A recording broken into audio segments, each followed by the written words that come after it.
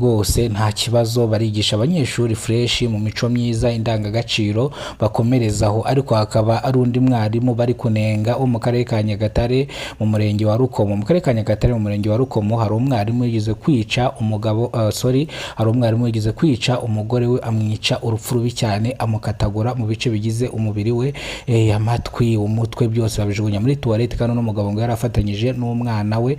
Bivuze ngo rero Nesa irongera kubwira abanyarwanda cyangwa abarimu muri rusange, abarimu bafite imyumvire nk'iyi ngiyi ntabwo bakwiye kuba muri guverinoma y'u Rwanda, kubera yuko umuntu nk'uyu nguyu ugerageza kwica umugore wiwe ntabwo ashobora gutanga uburezi ku banyeshuri cyangwa ngo abe yatanga discipline. Bivuze ngo rero uyu nguyu n'ubundi aba ari indiscipline, abandi bose bameze nkawe cyangwa abarimu bose bifuza kumera nkawe bose ntabwo tubashaka mu mashuri. Bivuze ngo n'uwaba abitekereza ace ubwenge, kubera ko rero ni ikosa cyane uriya mwarimu yakoze, kandi kugira ngo muri kavaringa muri kosore nk'abarimu nuko mugomba kwitwara neza. Ibikorwa nk'ibi ngibi ntibizongere kugaragara cyangwa ntibizongere kumvikana, ni muri kimwe cyatuma mugarurirwa icyizere bitewe n'ibintu bibera hano hantu. Itangazo ni irya WASAC, ikigo gishinzwe isuku n'isukura hano mu gihugu cy'u Rwanda. WASAC yatangaje ko amazi mu mujyi wa Kigali agiye kubura by'iminsi 2 kubera ibigega barimo bubaka hano mu mujyi wa Kigali. Ubwo ikigega kimwe kiri Kicukiro, ikindi kikaba kiri Kabeza, ubwo bivuze ngo Busanza, Kabeza, Kanombe amazi azabura nyuma y'amasaha 2 yongere agaruke. WASAC irongera kumenyesha abantu babuze amazi mu kwezi kwa karindwi ku itariki 7 umwaka 2025 yongeye kubihanganisha kubera ikibazo cy'amazi cyari cyarabayeho.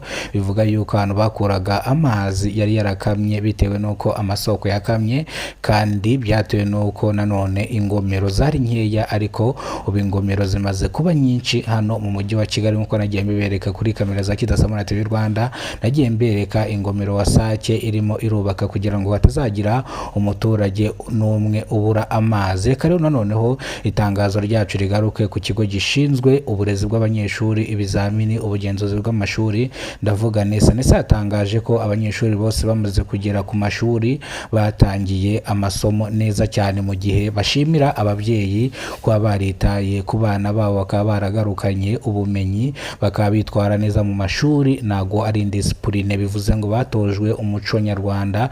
Ibi bisobanuye yuko rero abanyeshuri bagiye mu biruhuko, bakaba baravuye muri vacance, bakaba bari ku mashuri mu gihe cy'isiganwa ry'amagare ry'isi rizabera mu gihugu cy'u Rwanda. Amashuri ntago azaba arimo akora, ibigo bya leta ndetse n'izindi serivisi zitandukanye ntago zizaba zirimo zikora. Bivuze ngo munsi bazafunga bino bikorwa nzahita mbabwira. Bivuze ngo iyi ni integuza mbanje kubahereza. Rero nkuko bisanzwe amazina yanjye nitwa Kidasamura, urwego rwato bakora rugakonkoma. Nimba ari bwa mbere ugeze kuno muyoboro wa Kidasamura TV Rwanda, ihutire gukora subscribe, ufungure inzogera. Reka rero n'ubundi amakuru yacu tuyakomereze ku itangazo rya WASAC, ikigo gishinzwe isuku n'isukura. WASAC yagaragaje ko mu mujyi wa Kigali iri kongera imiyoboro y'amazi kugira ngo n'abaturage badafite amazi bagerweho cyangwa abagereho. Yongera no kwibutsa abanyarwanda kujya basukura mu mihanda cyangwa kuza imihanda bakoresheje amazi ya WASAC, kubera yuko buriya ngo iyo wiyubakiye u Rwanda rwiza kandi rusukuye, ngo buriya nakabuza ushobora gufata amazi ugakoropa umuhanda cyangwa ugakoropa impande y'umuhanda kugira ngo umuhanda usa neza. Ariko abagabo bazi gucuruza, ugafata amazi ngo ugakoropa umuhanda, ntabwo se uzayishyura. WASAC gucuruza kabisa, gufata amazi ngo yamene mu muhanda, ngo hakorera amasuku, kandi amazi uzayishyura. Abagabo ni abanyabwenge, ndakurahiye. WASAC rero ikakomeza ivuga yuko abaturage ntabwo bazongera kubura amazi ukundi. Ubwo umuturage utuye mu murenge wa Kanombe yavuze iby'amazi yavomye mu gishanga mu gihe mu kwezi kwa karindwi amazi yari yarabuze, yuko yarwaje abana abarwaza amagiripe hafi yo kubica bitewe nuko bavomye amazi yo mu gishanga cya Kanombe. Aya mazi abagiraho ingaruka mbi. Amakosa bakabashinza WASAC nayo ikabisegura ibabwira ngo nta makosa yabaye, ariko nago azongera kuba. Iki kibazo barimo baragihanduringa cyangwa barimo baragikavaringa. Bisobanuye ko rero amazi mu mujyi wa Kigali atazongera kubura. Bivuze yuko ingomero z'amazi zirimo zirubakwa impande n'impande. Ngayo nguko rero ubwo reka amakuru yacu tujye tuyerekeza ku itangazo rya NESA, ikigo gishinzwe uburezi bw'abanyeshuri, ubugenzuzi bw'amashuri n'ibizamini by'amashuri.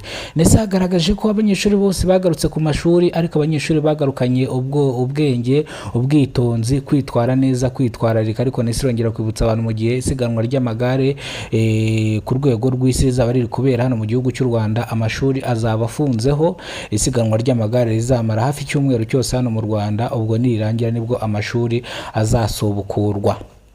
Uvuze ngo rero banje kubibateguza hakiri kare kugira ngo nimubona haje itangazo rindi ryihutirwa ribareba rivuga yuko abanyeshuri bataziga haba iminsi ngahe yose, mutazatungurwa. Mbaye mbateguza yuko n'ubundi imihanda mu mujyi wa Kigali imwe n'imwe izaba ifunze, ubwo amakamyo n'ubundi azajya akora mu masaha ya nijoro. Ariko ibingi naza kubibabwira mu itangazo rya polisi ikorera mu mujyi wa Kigali. Wasake rero ngiye gushimira abarezi, ndavuga abigisha abanyeshuri ko rwose nta kibazo, barigisha abanyeshuri fresh mu mico myiza, indangagaciro bakomerezaho. Ariko hakaba ari undi mwarimu bari kunenga wo mu karere ka Nyagatare mu murenge wa Rukomo. Mu karere ka Nyagatare mu murenge wa Rukomo hari umwarimu yigeze kwica hari umwarimu yigeze kwica umugore we, amwica urupfu rubi cyane, amukatagura mu bice bigize umubiri we, amatwi, umutwe, byose babijugunya muri toilette. Kandi n'umugabo ngo yarafatanyije n'umwana we.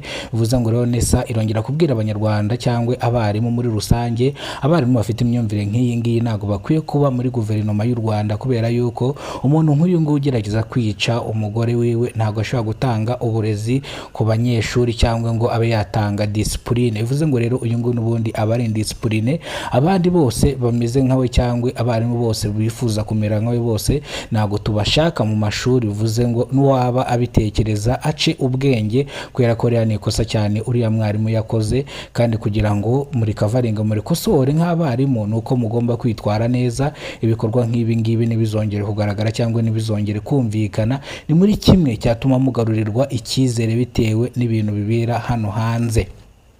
Murakoze cyane rero, Imana ibarinde, ibahezagire, ibahereze umugisha. Mimi ninaitwa Kidasamula TV Rwanda. Mimi ninawapenda sana na ninataka munipe subscribe. Mimi ni mtoto wako, kandi sasa tunasaidie, tuwasaidie natwe mudusaidie. Support yako, subscribe and comment and like. Sasa leo mimi ninaenda cyangwa ninatoka wichi ya Kigali, wichi ya Uganda, wichi ya Goma, mijiji mingi sana. Makuru leo ni mazuri sana, munayaona everyday, munaona ku Kidasamula TV Rwanda. Tunabapenda sana. Sasa ikiganiro cyacu nakagaruka, turabakunda cyane. Imana ibaduhere umugisha, ibahezagire, Imana ibahe umugisha, amafaranga byose bibe ibyanyu. Mimi ninaona peso, hizo peso ni zangu, nawe utanaona peso zako, si ndio? Unaona peso za nani Karisa unazitaka. Kwa nini? Ninaenda kuletea peso zako my friend, kurira amafaranga yawe my